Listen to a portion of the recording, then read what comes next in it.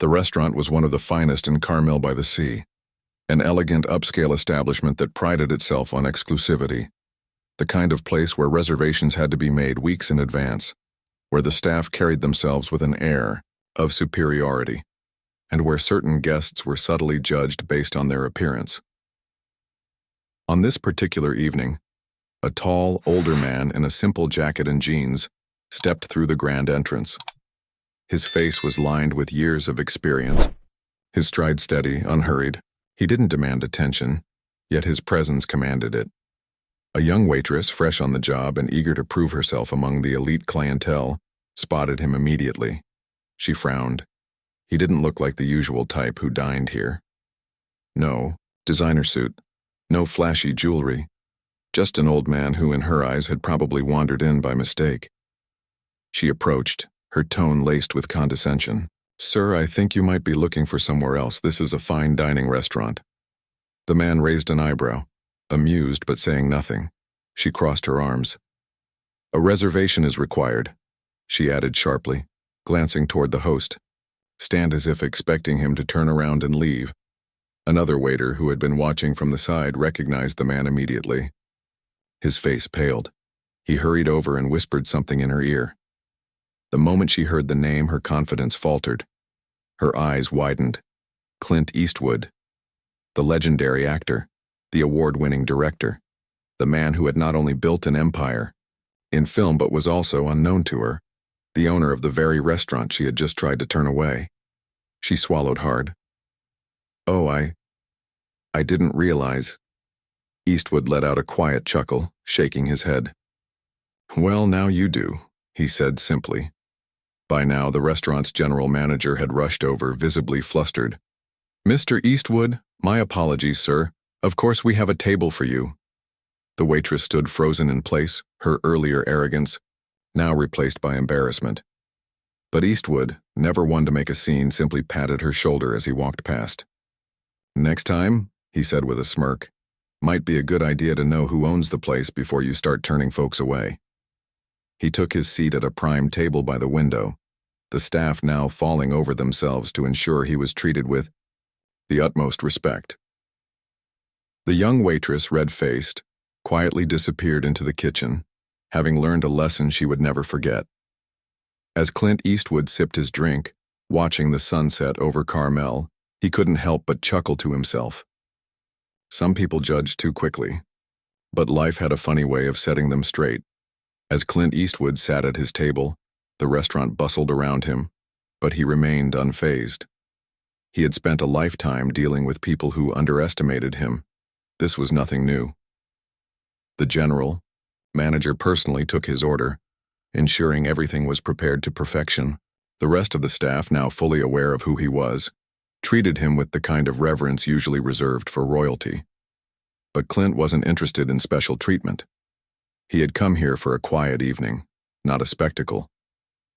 Meanwhile, in the back of the restaurant, the young waitress stood nervously near the kitchen, her heart still pounding from embarrassment. She had never imagined that the old man she had dismissed so quickly was not just a Hollywood legend but the owner of the very place she worked. One of her coworkers nudged her. "You should probably go apologize." She hesitated, then took a deep breath. It was now or never. Slowly, she approached Eastwood's table, her hands clasped nervously in front of her. He glanced up as she arrived, his expression unreadable. "Mr. Eastwood, I just wanted to say I'm sorry," she stammered. "I judged you without knowing who you were, and that was wrong of me." Clint studied her for a moment, then nodded. "Takes guts to admit when you're wrong," he said. "Not a bad trait to have." She exhaled in relief. "Thank you, sir. I promise it won't happen again." He smirked. "Good," he said, "because you never know who might walk through that door." With that, he turned back to his meal, leaving her standing there, a little wiser than before. The lesson stuck with her. From that day forward, she treated every guest with respect, no matter what they looked like.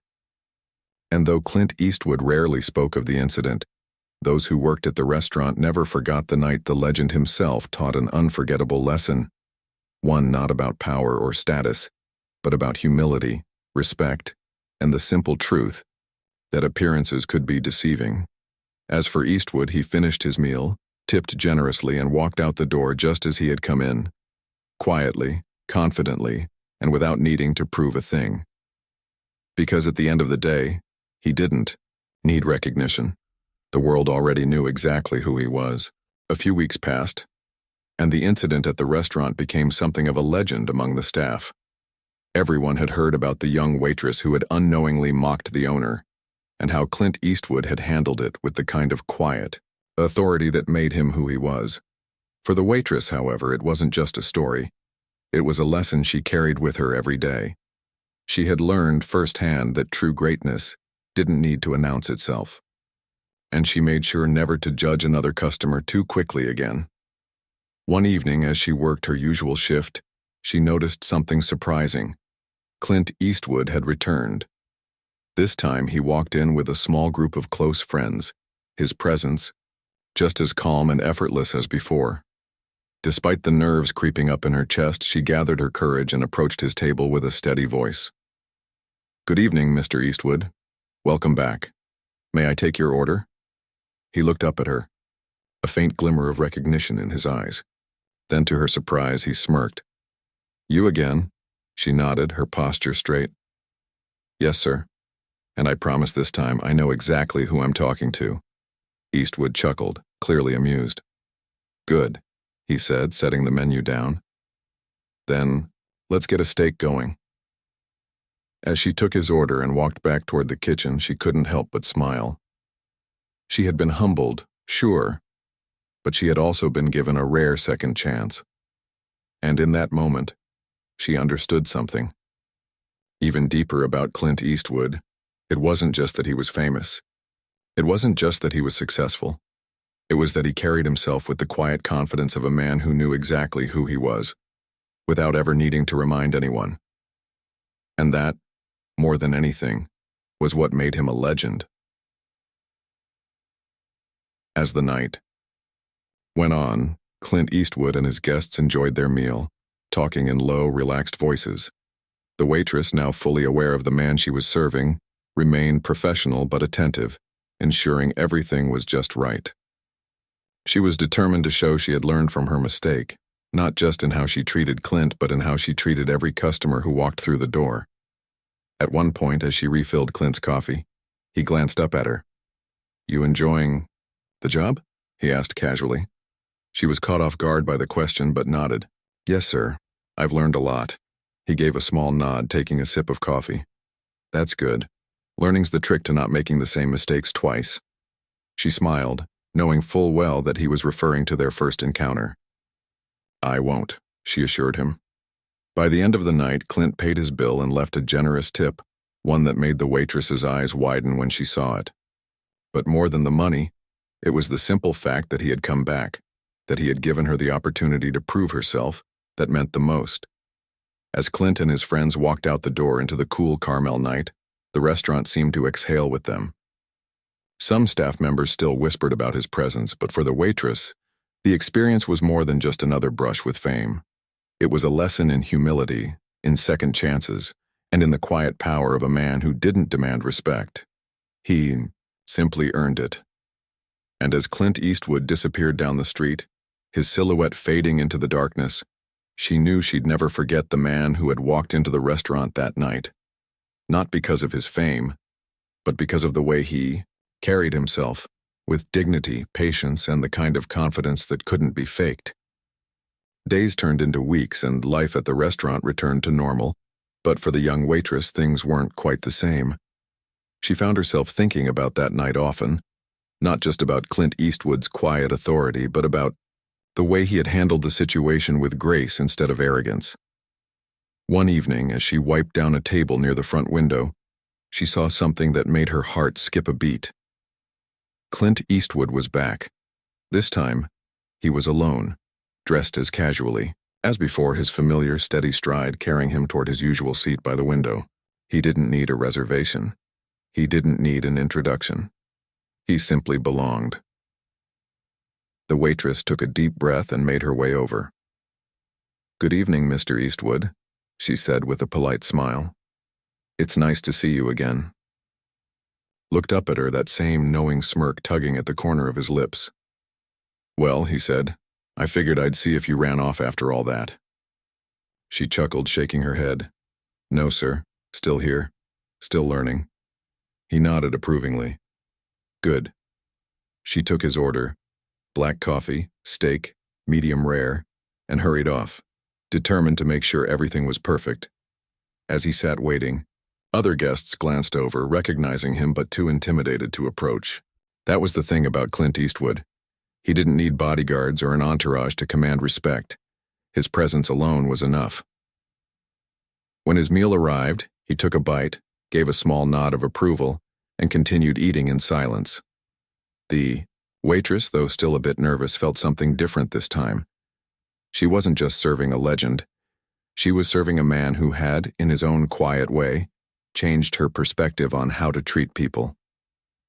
As the night wound down, Clint finished. His meal left another generous tip and stood up to leave. But just before walking out the door, he turned back to her. "You did good tonight," he said. She smiled, genuinely touched.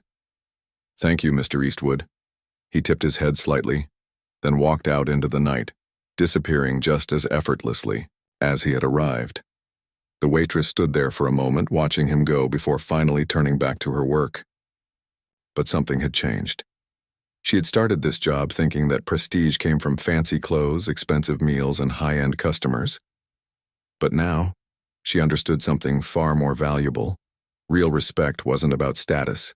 It was about how you carried yourself, how you treated others, and how you handled the lessons life threw your way. And thanks to one unexpected encounter with a Hollywood legend, she would carry that lesson with her forever. Over the next few months, the waitress found herself paying closer attention to every customer who walked through the doors. No longer did she judge by appearances. She had learned that true character wasn't measured by wealth, clothing, or fame. It was something deeper, something unspoken. She often wondered if Clint Eastwood would return again.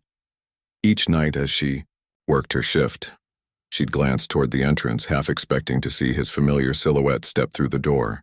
But weeks passed and he didn't come back. Then one evening, as the sun dipped below the horizon, she heard the low murmur of excitement ripple through the restaurant. She turned toward the entrance, and there he was.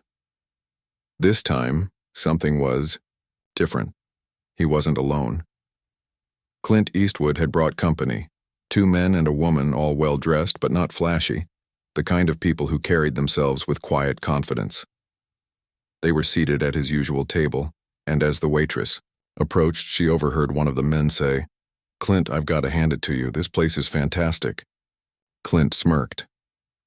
"Told you." The waitress stepped forward. "Good evening, Mr. Eastwood. It's nice to see you again." He looked up, eyes twinkling with recognition. "Likewise," he said. Then, gesturing to his guests, he added, "Brought a few friends this time. Hope that's not a problem." She smiled. "Not at all. What can I get for you tonight?" The group placed their orders, and as she walked back to the kitchen, she felt a quiet sense of pride, not because Clint Eastwood had returned, but because he had chosen to bring others to the place he owned, the place where she had once underestimated him. When she brought their food out, she noticed one of Clint's friends eyeing her curiously. "You're the one, aren't you?" he asked with a grin. She hesitated. The one? The waitress who didn't know who he was. Her face grew warm. She glanced at Clint, who simply chuckled and took a sip of his coffee. "It's true," she admitted, a little embarrassed. The man laughed. "Well, don't feel too bad. He's been fooling people for decades." Clint smirked.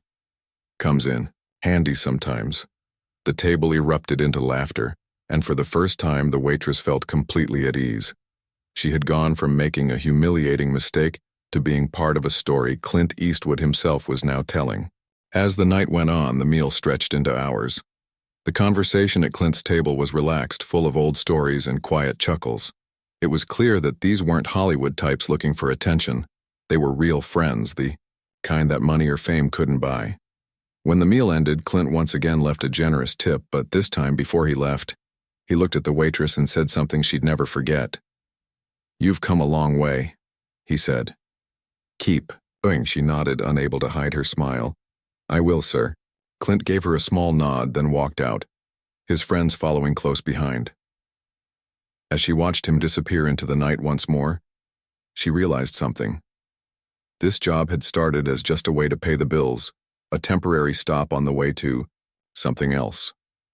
But now, thanks to a man who had built his legacy on patience, resilience, and a quiet kind of wisdom, she understood the value of every experience, every lesson, every encounter, every chance to be better than the day before, and from that moment on, she carried herself a little differently, not just as a waitress, but as someone who had been taught by the best what it truly meant to earn respect. The days turned into weeks, and though Clint Eastwood didn't return right away, his presence still lingered in the restaurant. His quiet lesson of humility and respect had left a lasting impact, not just on the waitress but on the entire staff. People talked about the legendary filmmaker who had once been mistaken for an ordinary customer, and how he had handled it with the kind of grace that only true confidence allowed. For the young waitress, the experience became more than just a story. It became a turning point. She no longer saw her job as just a temporary stop, but as an opportunity to grow.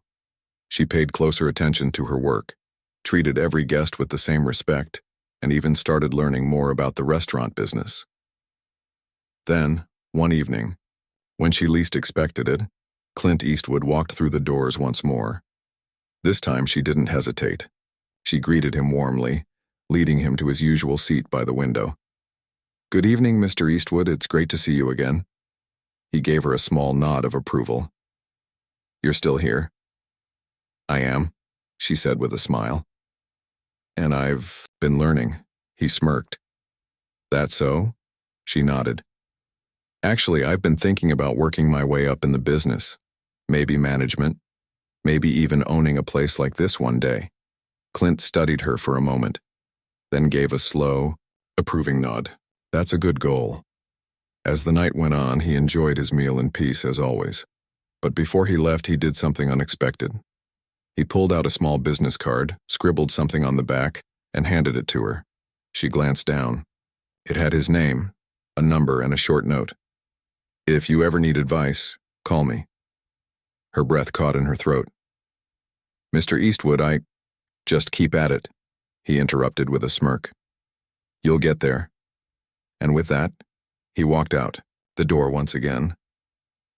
She stood there for a long moment, staring at the card in her hand. A legend, a man who had shaped Hollywood and inspired millions, had just told her that she could do something more, that she would. That night, as she finished her shift and walked home, she held onto the card tightly. It wasn't just a piece of paper. It was proof that a single moment, a single lesson, and a single act of humility could change a person's path forever. And no matter where life took her next, she knew one thing for certain.